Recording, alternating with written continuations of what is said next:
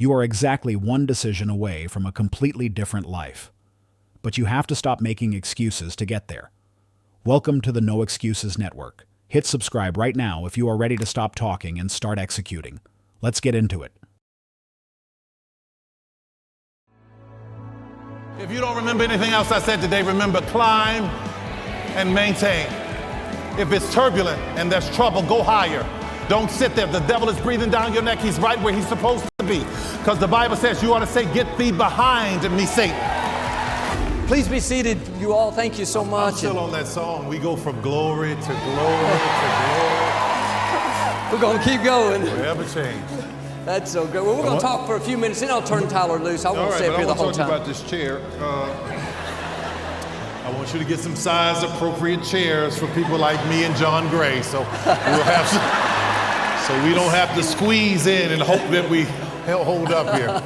That's so funny.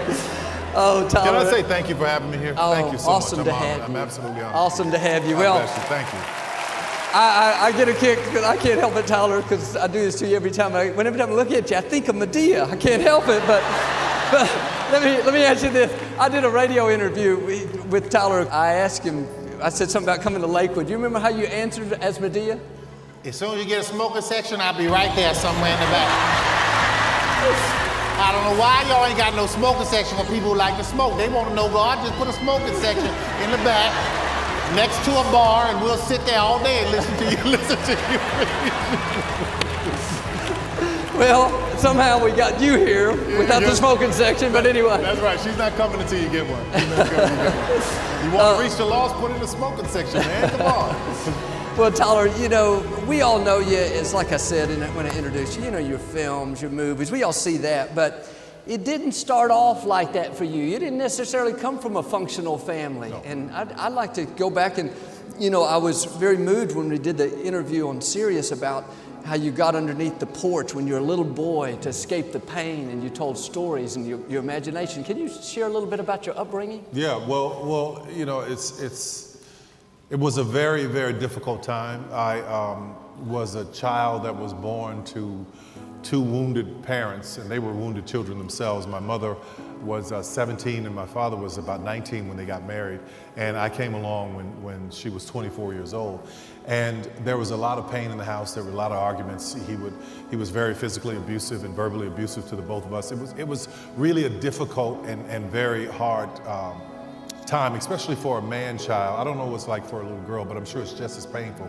But for a boy child, a man child, to watch his mother being beaten and belittled, it was really, really hard. So I went under the house and I built this little, put some wood up in between some of the pillars and built this little safe place for me. And I painted it robin egg blue. I had found some paint somewhere, painted it blue, and I would sit in this room and I would let my imagination take me to other places. I would just be somewhere running through grass and trees while I'm listening to all of the pain and all of the heartache up above me in the floorboards. So it was a very difficult time, but the beauty in that moment, and I say this to people all the time, is that I know that all things work together for your good. When I am writing a script or a movie, or writing the Have and Have-Nots, or if Loving You Is Wrong, or writing any of these shows or movies, in my imagination, I go to a place where I'm in that world. And that was formed and born inside of all that pain. So the little boy's imagination is where the man goes now to feed his dreams. So it's a beautiful thing when you know that all things are going to work together for your good. God was getting you prepared even back there. Yeah. And so we'll jump around a little bit. Tyler, you know, you graduated from high school, you had the dream for the play, but it wasn't easy and doors didn't necessarily open. And I love the thing about the hurricane in South Carolina. Can you share some of that? Yeah, it was, I started doing this play after watching the Oprah Winfrey show. She said it was cathartic to write things down. Now, I didn't know what cathartic meant, so I had to go find a dictionary. So I'm saying in high school. I went and found a dictionary and I started writing things down in this journal, and I was using different characters' names because if someone found it, I didn't want them to know that I had been through the things that I was talking about. I was talking about adult survivors of child abuse at the time. So in 1993 or so, I moved to Atlanta. I moved in 92. In 93, I decided to put the play up, worked, saved money, my tax returns from H&R Block, did everything I could to put this show up. And I spent all my money. There was a 200-seat theater. I thought we would do all of these different shows over the weekend, and 1,200 people would show up, and only 30 did. So I lost everything I had, my car payment, everything was tied up in it. And it was a very, very difficult time because I know I felt led to do this show about adult survivors of child abuse who had forgiven their abusers. Out of the 30 people, and I knew every one of them in the room, there was somebody said, this really touched me and I want to invest. That's how you know when God is doing something for you, because he'll put you on a path, and just when you think you're at the end, somebody or someone will show up and say, hey, here's another opportunity over here. So from about 93, 94, 95, 96, 97, we did this play once a year, everywhere, in these little small towns outside of Atlanta, and they never worked. They never worked. Every time I'd go, something would happen. I'd go get a job, and I'd go, after I'd work on the job for a couple of weeks, I'd get a call saying, hey, Tyler, we want to try the play somewhere else. And I go to my boss and I say, listen, I need 2 weeks off to go do this play. He's like, man, you just been working here 2 weeks. How do you think you can get 2 weeks off? And I go back to my desk and I sit and I pray and I was like, okay, God, I know I just got this job. I know I just did the play, it didn't work. I got another opportunity here. If this is you telling me, make it plain, what should I do? And I hear this voice say, quit. Now, I'm not telling you to go quit your job. I'm telling you my story. Quit your job, send me your bill, say, you told me to quit. No, that's not what I'm saying. So there I was, stepping out on faith, leaving a job that I knew that this money was going to come in from week to week to go out and do this play because I heard the voice of God. So I remember every time I'd go out to do the show, it wouldn't work. It wasn't successful. I'm like, God, I know you told me to do this. And when I'd pray, I'd hear nothing. That same voice that said, quit, I heard nothing, which was a very difficult time for me, very difficult. And I remember the time that you're talking about, it was in Spartanburg, South Carolina. I had gotten another job because I had more jobs. Man, I had about 20 jobs during this time. I'd gotten another job, asked the boss, he said no. I heard the voice, quit. I go out, do the show, and I'm driving there, and there's a hurricane headed toward Spartanburg. Hurricane. I'm like, now God, I know you control the wind and the waves, but you told me to quit, and now nobody's going to show up. So I lost everything. Homeless, sleeping in my car, following God. When you follow God, sometimes things get tough, they get tight. But if you keep pushing just on the other side of when you think it's the darkest, something miraculous will happen that will change your life. Something will open up that will blow your mind. So it was 1998, and I got an opportunity to do the show again, and it was at the House of Blues. And I was like, I don't know, I'm done. I'm gonna do like my mother said. My mother, who loved me dearly. We were doing a play at that Spartanburg trip, and I couldn't afford to pay the credit card because she had rented a van for us. And that bill was $300. And $300 to my mother was like 30 million.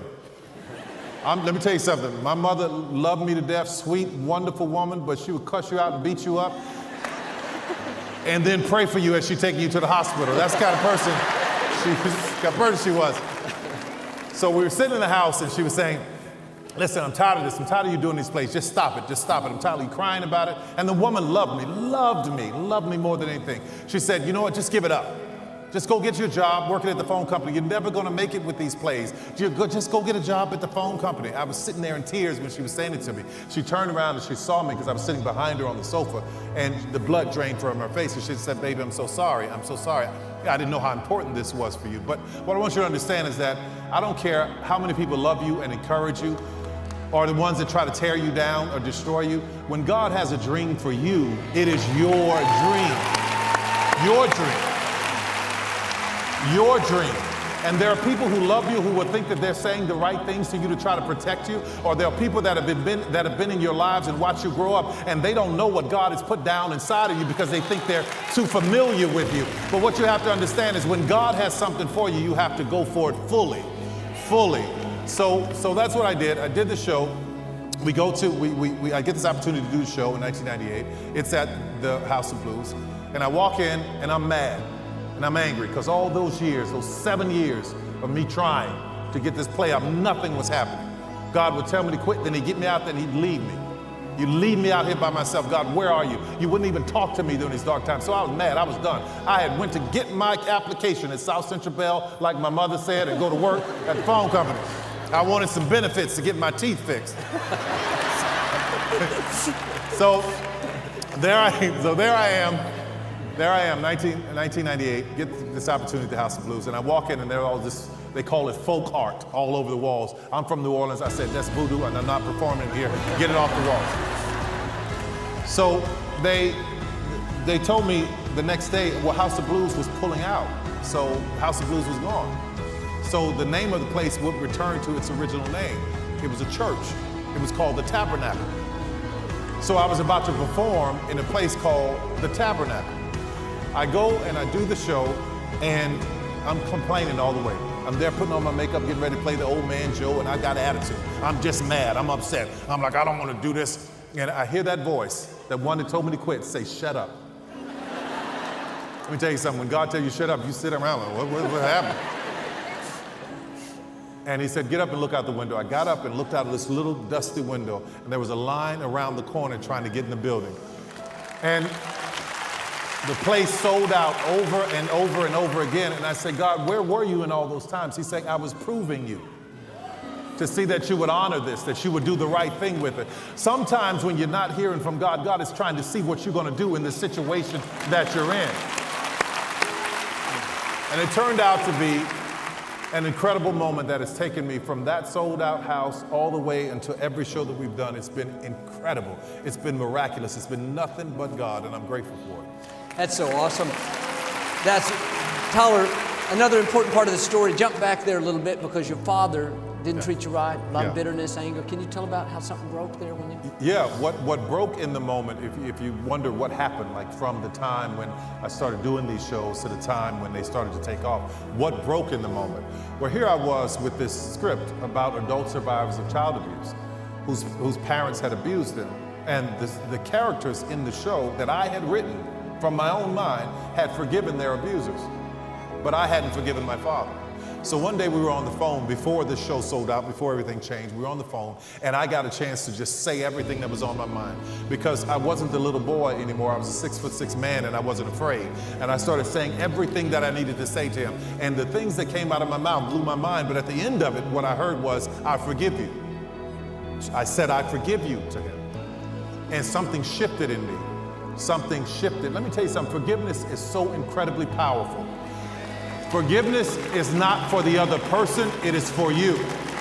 There are people living their lives who've done you wrong. They are happy walking down the street, not even thinking about you, but there you are holding on to unforgiveness. When I forgave this man, I found myself I was lost for a second, because my entire fuel was based on the negativity of not forgiving him. But once I forgave him, I had to find a way to find another source of fuel. So the negativity and all the darkness that I'd been through was the source. Now I needed a more positive source. Now I needed a good source, a pure source. It's like taking a car that runs on diesel and putting regular gasoline in it. And then all of a sudden you say drive, and something's gonna go wrong. So you have to rework all the components inside of your mind to be able to understand how to function in positivity. So that shift for me was so incredible. Forgiveness did all of that for me, and the minute I did that, the minute I started to function and doing the right thing and being positive, I went from nobody coming to the show to not having enough seats for the people to get into the places. Wow. Powerful. Yeah.